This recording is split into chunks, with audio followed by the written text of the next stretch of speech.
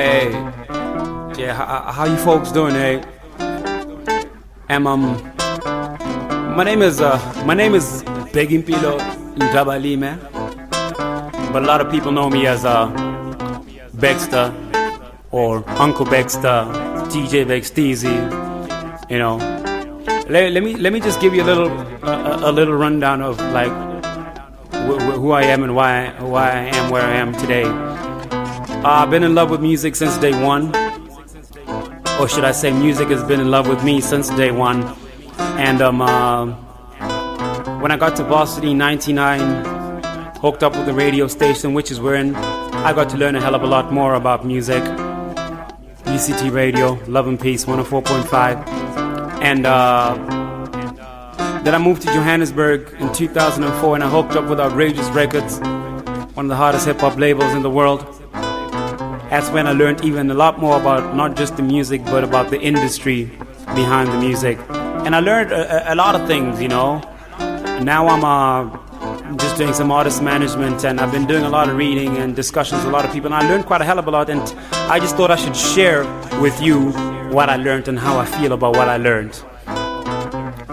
Now, I know a lot of you guys are always wondering, why is it that these musicians, either they die broke or they live badly, why they don't make a lot of money, and so on.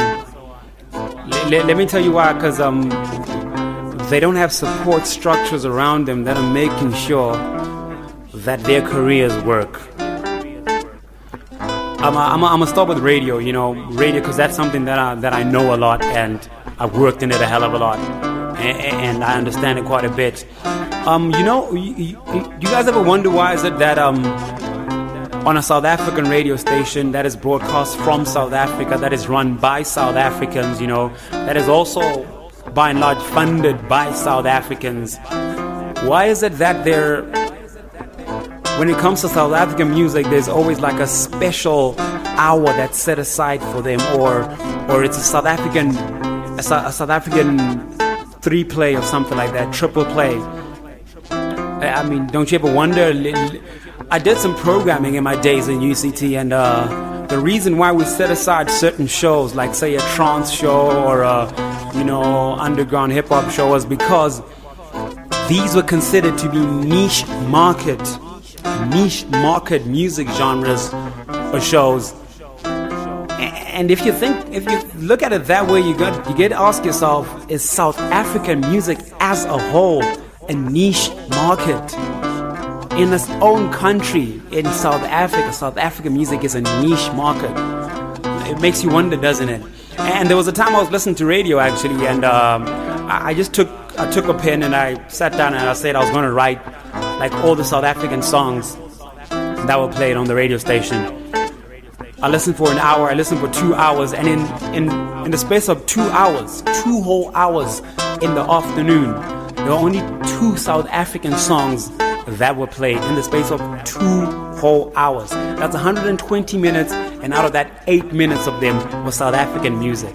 The ads in between, the bed music was also American music or European music and so on. And it made me wonder that if a cat from New York was to come to South Africa and listen to that very same radio station and go back home, they still wouldn't know what South African music is, you know, South African music culture. And by and large, say, even if it was a hip-hop, if say it was a hip-hop show specifically, and they went back all the way to the US, they'll tell them, yo man, there's no hip-hop in South Africa, because all I heard on radio was American music, the T.I.s, you know, and the Ludacris's and the Jay-Z's, and you know, that's what they hear.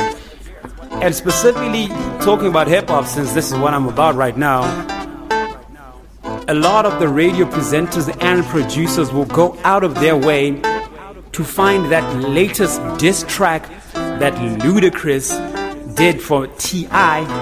Instead of just opening their studio doors, taking a walk or taking a ride down to Soweto to pick up the numerous number of mixtapes that are making the rounds in the streets with some hot, talented kids, you know. Right now, one of the hottest things, or at least end of 2006, the hottest properties in hip-hop was Papoose. I know people who would sit for hours downloading a track so they could go and play it on radios instead of just going to find another LMC in the hood, you know. There's lots of LMCs that are just not being given time because what the producers of these radio shows would rather waste their time, not waste, but use their time and resources to go find that hot new kid in Houston or in LA or in New York, you know. But that's radio, you know, that's radio. And I know that a while ago, about a couple of years ago, in Zimbabwe, there was this whole big revolution when government legislation was that there's 100% of music on radio has to be Zimbabwean, and then of course they reduced it to 70% because of course, you know, you gotta you can't close your country to what's happening outside. And even then at 70%, people were crying about that. But if you go into Zimbabwe right now, I'm quite sure that there's a lot of studios there's a lot of musicians out there. I mean, they might not be making a hell of a lot of money, but now they know that after they work, their music will be heard. In South Africa right now, you don't even know how often your music will be heard, eh? I know some record companies that don't even spend money on music videos because they ask themselves, our South African public is not going to watch that, you know, because on the music shows that they watch right now, like 90% of the music is from America, from Europe, you know, and so on. So because of that, other industries that are around music, they lose out, you know. They lose out a hell of a lot. Your music video directors, you know, your producers losing out. The wardrobe people are losing out, you know. Even the sites where we shoot these videos, they get a little bit of money out of people shooting the videos. They're losing out because not as much work is coming through for them as should be, you know. And also another argument for like just trying to ask the radio stations or even government, the guys that actually put out legislation, ICASA, to up the quota, not even to up the quota of South African music, to reduce the quota of international music.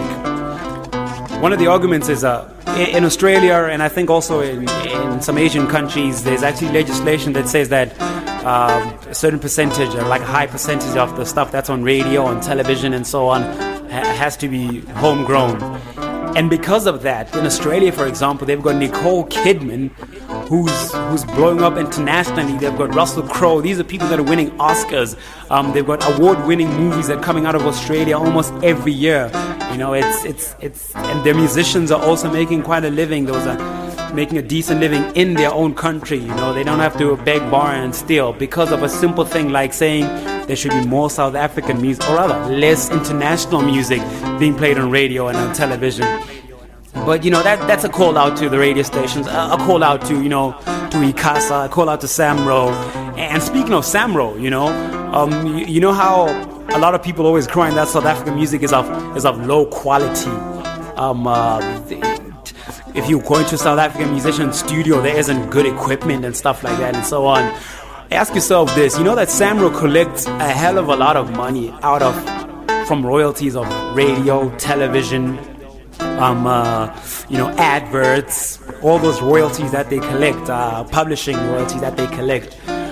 If I was to pick a number out of the year, like say 200 million, né? If Samro collected 200 million in the space of a year right now, chances are about 30% of that money is what stays in the country. The rest of it goes out of the country.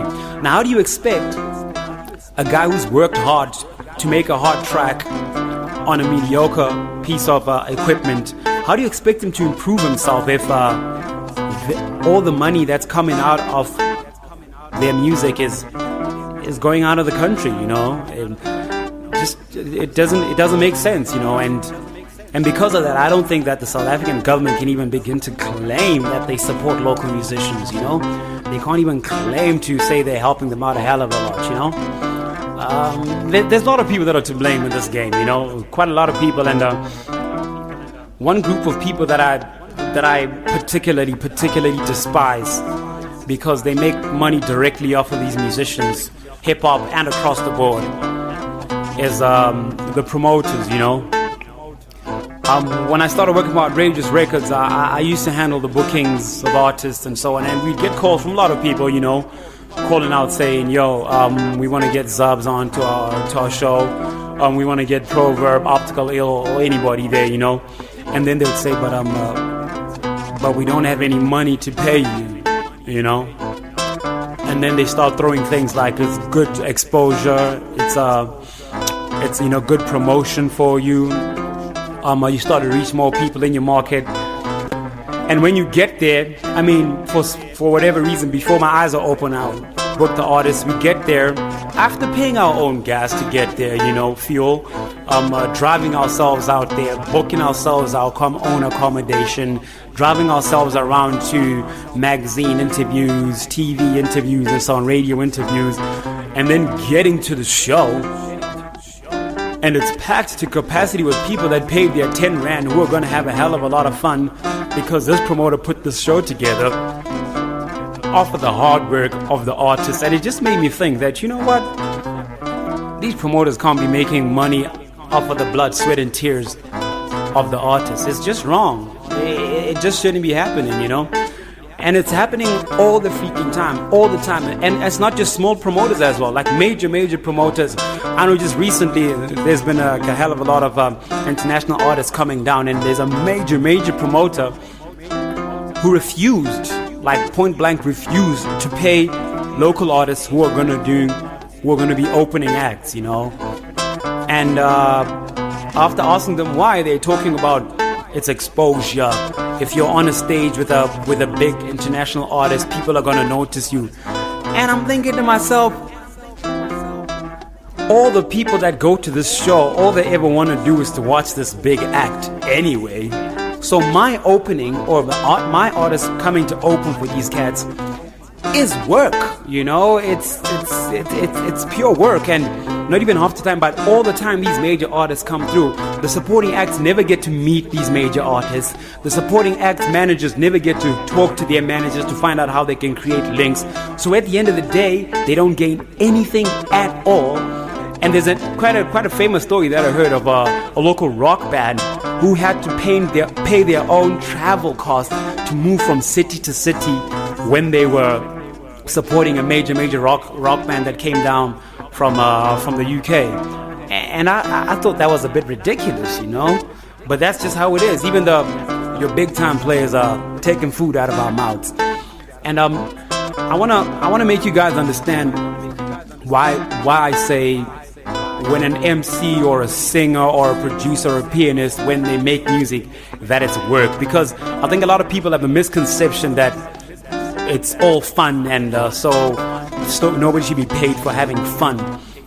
But get this, I'm gonna take an example of an MC that I work with personally. To produce an album. To produce his album, you know, took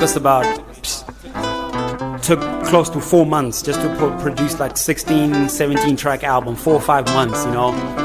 And from that, just putting together that album, you had to book studio time, pay producers, pay sound recorder, you know, travel from place to place looking for supporting artists, some artists to do cameo roles, and all of that is hard work and needs to be paid somehow, you know.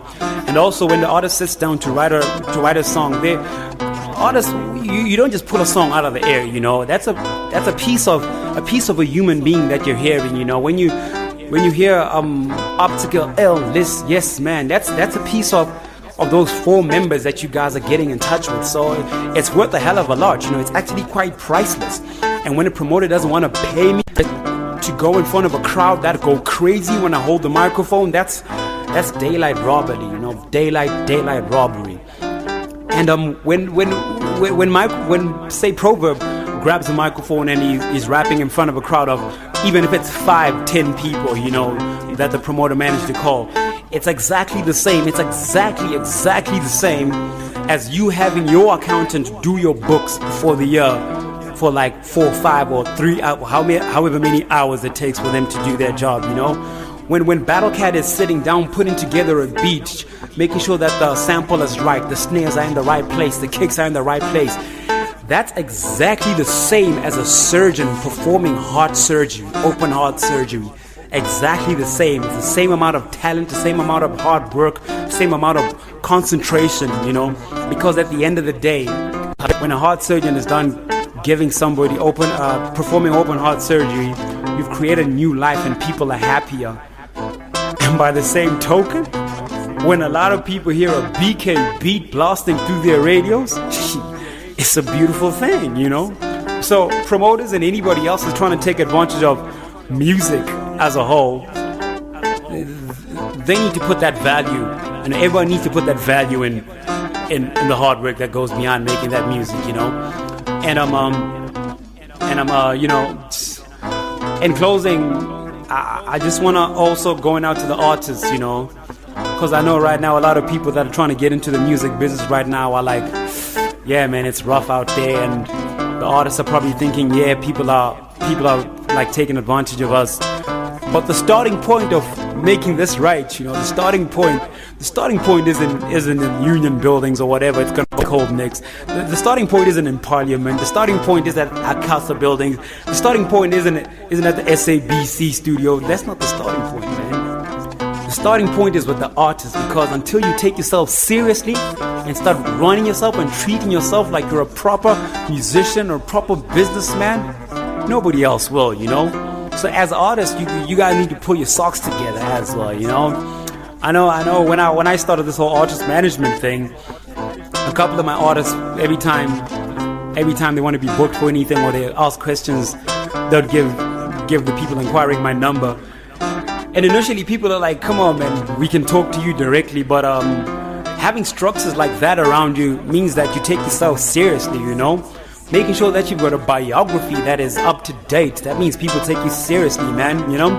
Making sure that you've got publicity pictures, you know. Making sure that you know what you're about, who you're about.